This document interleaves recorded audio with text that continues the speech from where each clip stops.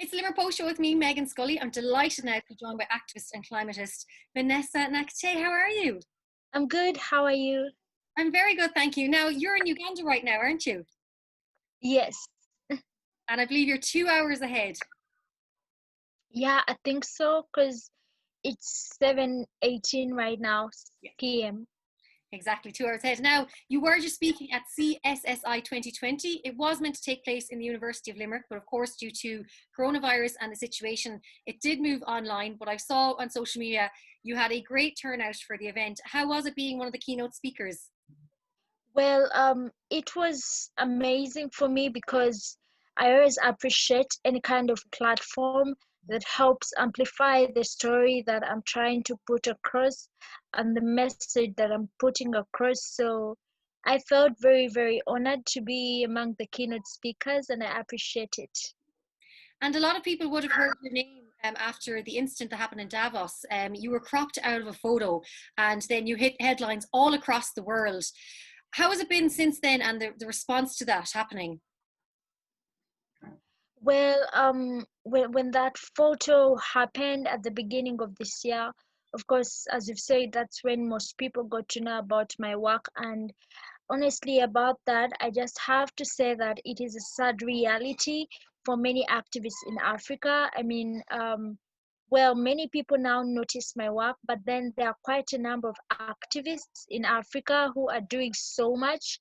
So I always ask myself, do we have to wait for them to be cropped out as well so that their work is noticed? So to me, that is a sad reality for the public to wait for these, occurrences to take place in order to recognize the work that different people are doing, especially in the African continent.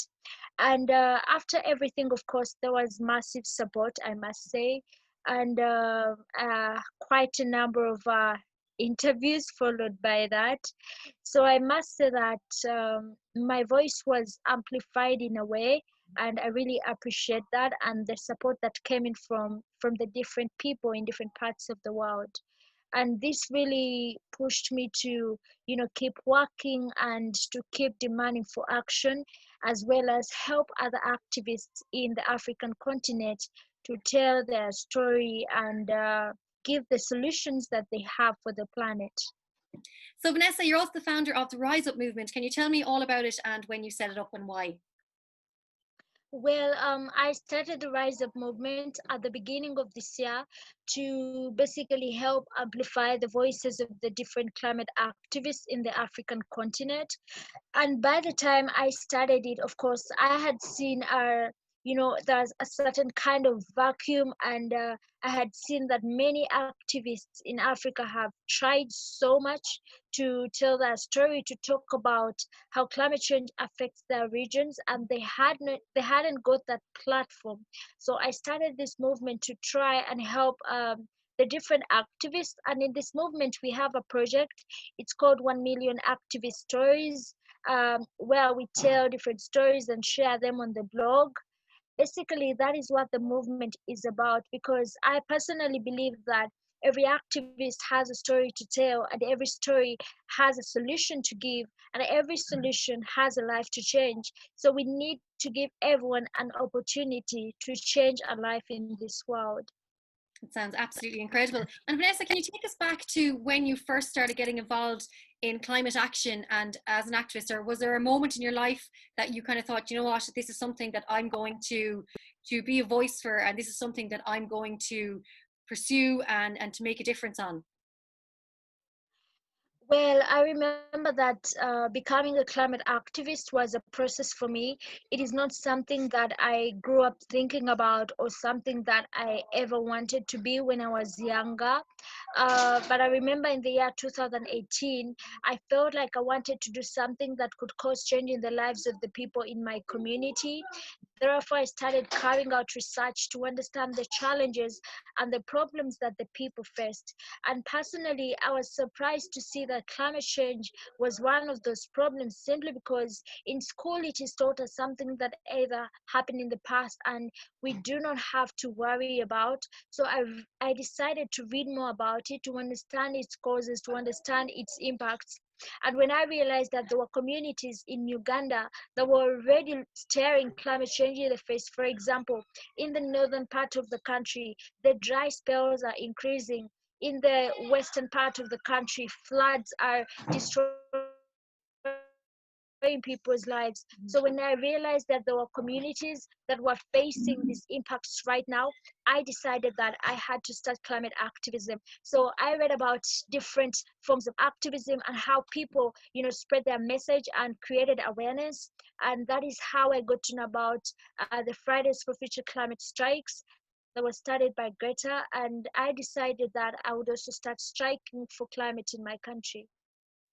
It's absolutely incredible the work you do there. And as I said, you are speaking at the CSSI 2020 event in UL that was brought together by the Kemi Business School and the UL Sports and Conference Centre. And some of the quotes that I saw across social media that I thought were really powerful were, the youth are showing you the direction. So I think, you mentioned Greta there yourself, and I know there's so many activists around where we are in Limerick and Ireland that are doing so much. And as you said, they're young people. It's the young generation that are standing up, that are making their voices heard on climate change. Well, of course, there are millions of voices, and the demands are very clear and they're very direct. And that is climate action, that is giving up the fossil fuel industry by our leaders.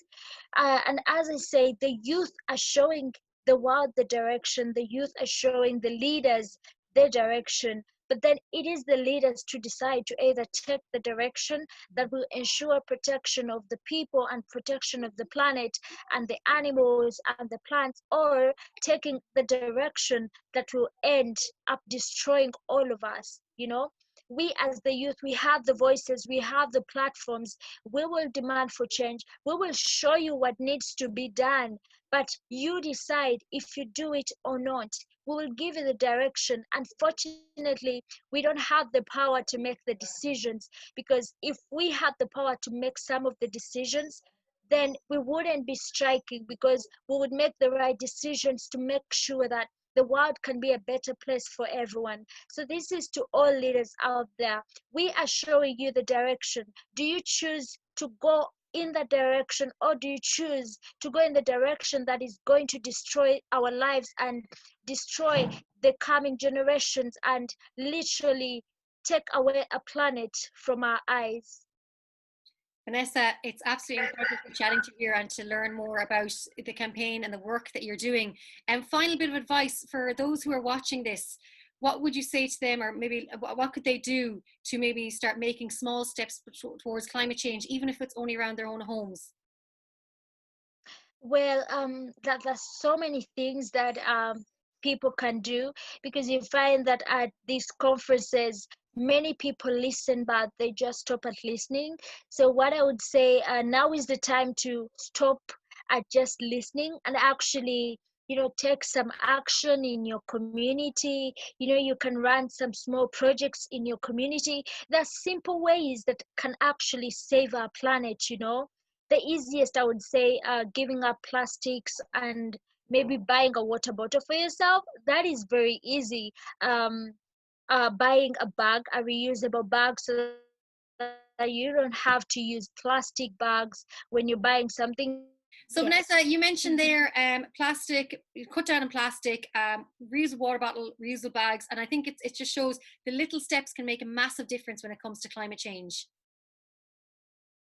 Yes, exactly. It's all about the small acts. It's all about the little steps. Before someone graduates in school, they start from, in my country, they start from nursery, and then you go to primary, and then you go to secondary, and then you go to university. So you don't just go from nursery to university. So it is those small acts. If millions of people work together and they have the same unified purpose, unified vision, we'll be able to drive the change. Because if you do not use the plastics, that means that we will force the plastic companies out of business, whether they like it or not. So we have to take those individual actions. But remember, even the voice, your voice and your platform is needed, to push our leaders in making the right decisions in regards to the kind of industries that they invest in. We cannot afford to continue investing in the fossil fuel industry. Because however much we take the individual actions, we know that the fossil fuel industry is going to continuously increase on the global emissions. And this is what is going to make the climate crisis worse. Absolutely. Vanessa Nakate, it's been an absolute pleasure to chat to you. I could chat to you for hours about everything that you do. I know you're on social media, and you are, of course, you have the Rise Up movement as well, and the Million Voices Twitter. I saw the Twitter pages too. And is there any final message you'd like to leave with our viewers here in Limerick? Well, what I would say is that you matter and you are capable of bringing about change in your community. You don't have to be, up there. You can start from the grassroots, because a lot of lives can be changed on the grassroots. You realize that the people that are affected the most are never at the top. There are those in those communities, the small communities, the local communities, the rural communities. They are in your community, so you can do something to save a life. And I'll end with something that I've already said. Every person has a story to tell, and that story is able to provide solution for any problem in this world, and your solution will be able to save someone's life. So wherever you are and whoever is watching, we believe in you, and we know that you are capable of driving change in your community and in this world. Vanessa, thank you so much for chatting to us. Thank you.